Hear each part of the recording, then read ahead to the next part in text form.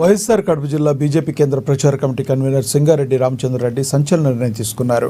BJP ప్రాథమిక సభ్యత్వానికి కేంద్ర ప్రచార కమిటీ కన్వీనర్ పోస్టుకు రాజీనామా చేశానని, తన రాజీనామా పత్రాన్ని చీఫ్ మాధవ్కు పంపించానన్నారు. గత 12 ఏళ్లుగా బీజేపీలో ఉన్నానని, అంతకుముందు అనేక సేవా కార్యక్రమాల్లో పాల్గొన్నానన్నారు.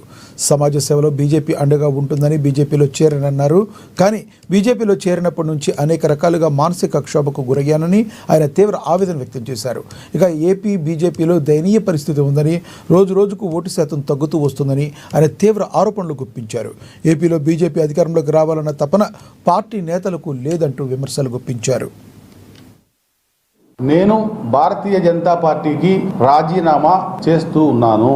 నా ప్రాథమిక సభ్యత్వానికి, క్రియాశీలక సభ్యత్వానికి, అదేవిధంగా కేంద్ర ప్రభుత్వ పథకాల ప్రచార కమిటీ కన్వీనర్కి అన్నీ కూడా నేను ఈ రోజుతో రాజీనామా చేస్తున్నాను. ఇప్పుడే శ్రీ జగత్ ప్రకాష్ నడ్డా గారు జాతీయ అధ్యక్షులు వారికి ఫ్యాక్స్ ద్వారా, వాట్సాప్ ద్వారా పంపించడం జరిగింది. అదేవిధంగా రాష్ట్ర బాధ్యతల్లో ఉన్నటువంటి శ్రీ మాధవ్ గారికి కూడా రాష్ట్ర అధ్యక్షులు ఆయనకు కూడా నా రాజీనామా ఆమోదించాల్సిందిగా నేను పంపడం జరిగింది.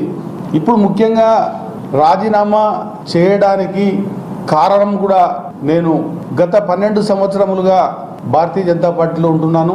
అంతకుముందు 12 సంవత్సరాల దాకా రైతు ఉద్యమాలు చేసినటువంటి పసుపు దీక్ష కానీ, చక్కెర ఫ్యాక్టరీ పోరు కానీ, ఫీవర్ హాస్పిటల్ పోరు కానీ, సమాజ సేవలో ముందున్నటువంటి నాకు భారతీయ జనతా పార్టీ చాలా అండగా ఉంటుంది.